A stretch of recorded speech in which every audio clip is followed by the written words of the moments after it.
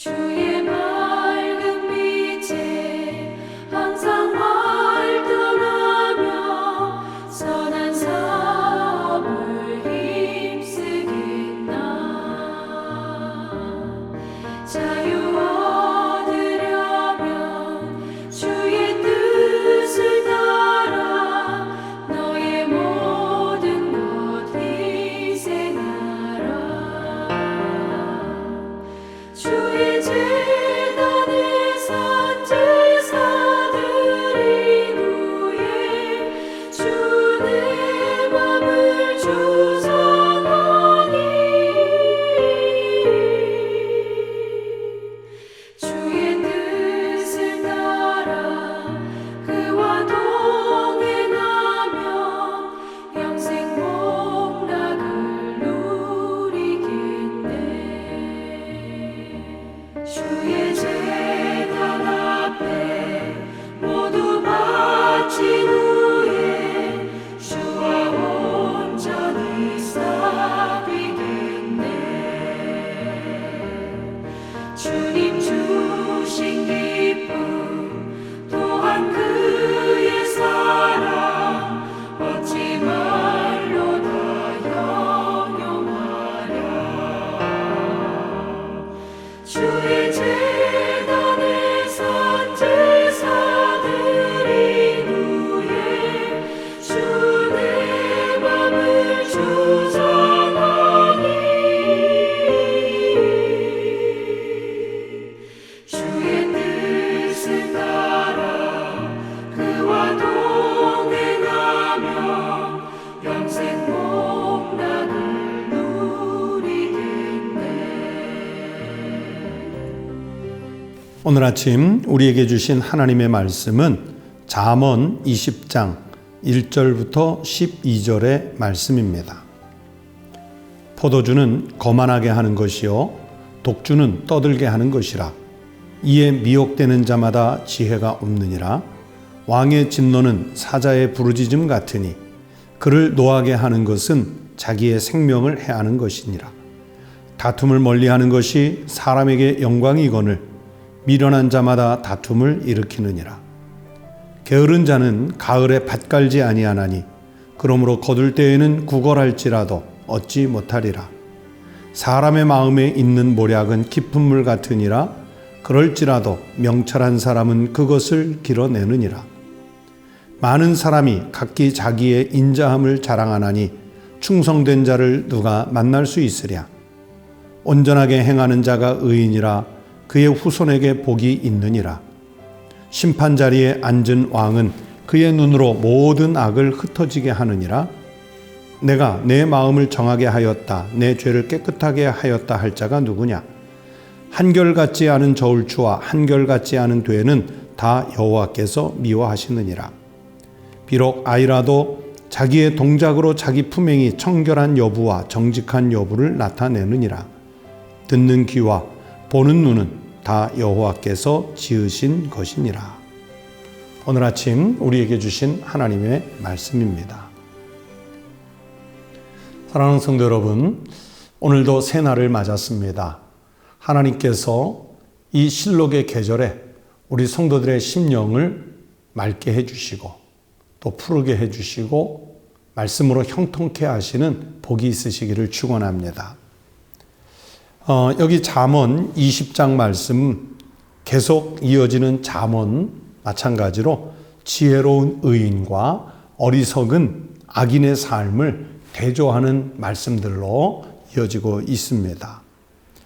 오늘 그 12절까지 읽은 말씀 중에 2개 정도의 잠언을 가지고 말씀을 드리려고 합니다. 첫 번째는 1절 말씀을 중심으로 보겠습니다. 포도주는 거만하게 하는 것이요 독주는 떠들게 하는 것이라. 이에 미혹되는 자마다 지혜가 없느니라 하셨습니다. 이 말씀은 포도주라는 것 또는 독주라는 것을 즉 술이지 않습니까? 이 술을 의인화했습니다. 사람처럼 대했습니다. 여러분, 술에 취하면 과연 어떤 모습일까요? 술에 취하면 이성이 마비되어서 어리석은 자가 됩니다. 지혜 없는 사람이 됩니다.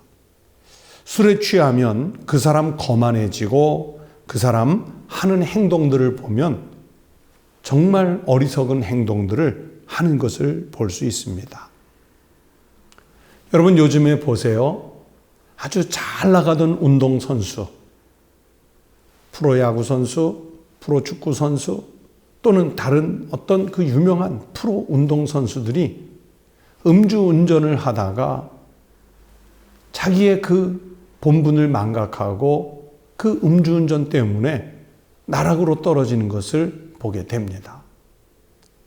한창 인기가 상승하던 연예인이 그만 음주한 것 때문에 또는 그것으로 인해 운전이나 폭력을 행사하다가 그 인기의 절정의 자리에서 밀려 내려오는, 굴러 떨어지는 그런 모습들을 종종 볼 수가 있습니다. 하나같이 어리석은 행동이지요. 지혜가 전혀 없는 미련한 모습입니다. 왜 그렇게 만들었을까요? 여러분, 술이라고 하는 것이 그 사람을 거만하게 만들었기 때문입니다. 그래서 오늘 말씀해 보면 포도주는 거만하게 하는 것이요 그랬는데 이 말씀 속에서 거만하게 한다는 것은 히브리어로 루츠라고 해서 조롱하다, 멸시하다 이런 뜻을 가지고 있습니다. 그러니까 술 취하면 그 사람은 지혜가 없고 어리석어져서 자기가 최고인 줄 알고 안하무인이 됩니다. 마치 자기의 그 교만을 감출 수 있을 것 같은 그런 쓸데없는 만용이 일어나게 됩니다. 여러분 꼭 술만이 그렇겠습니까? 세상적인 또는 육신적인 기호식품 또는 우리를 중독으로 빠지게 만드는 그런 어떤 취미생활 이런 것들이 바로 그런 요소들입니다. 자, 그리스도인에게 성경은 말씀하십니다.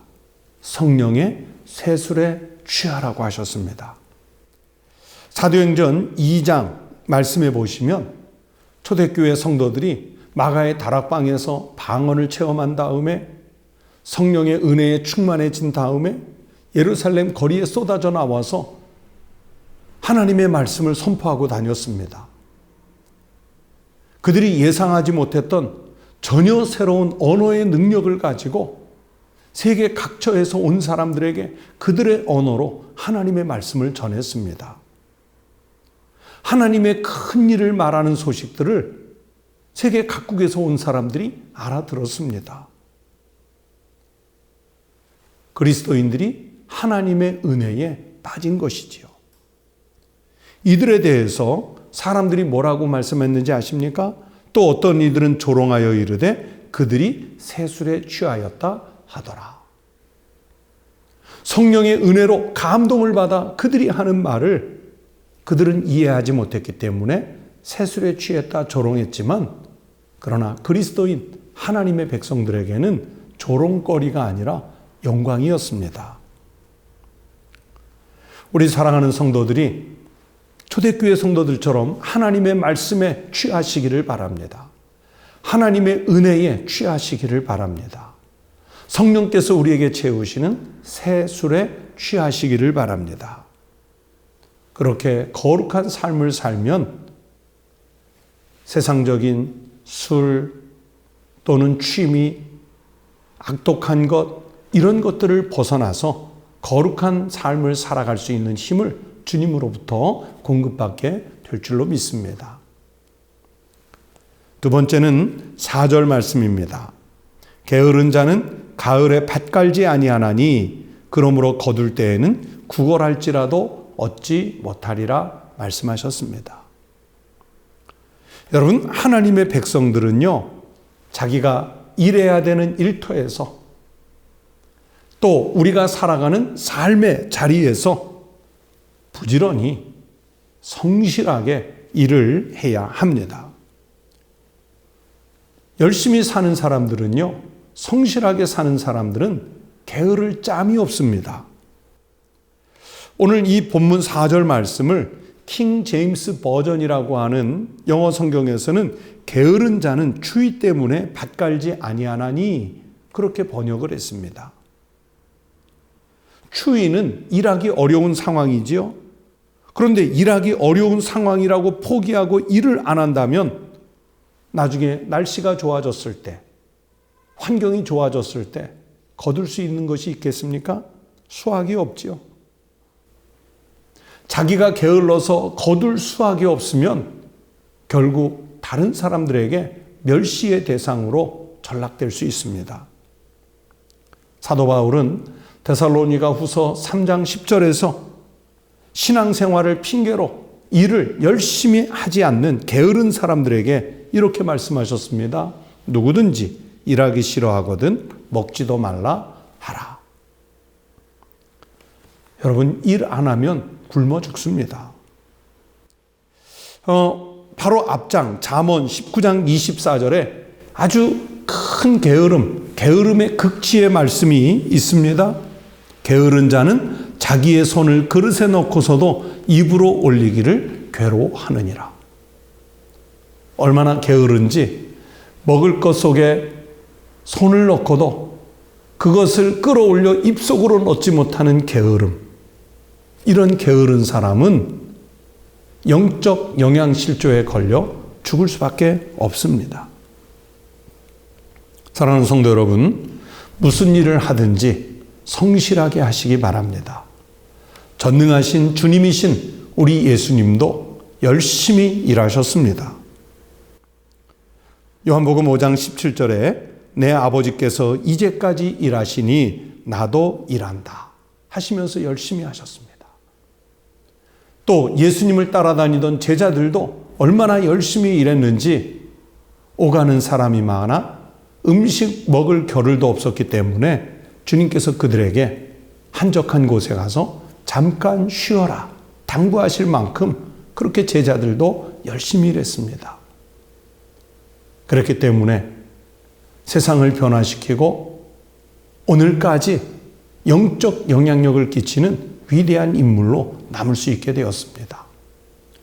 오늘 하루도 일을 하셔야 될 텐데 일터에서, 집에서 또는 학교에서, 사회에서 우리에게 주어진 삶의 자리에서 게으르지 않고 열심히 일하셔서 하나님께 영광 돌리고 세상에는 유익을 끼치며 살아갈 수 있는 우리 모든 성도들, 그리스도인들 되시기를 주의 이름으로 부탁을 드립니다. 기도하겠습니다. 하나님 아버지 감사합니다.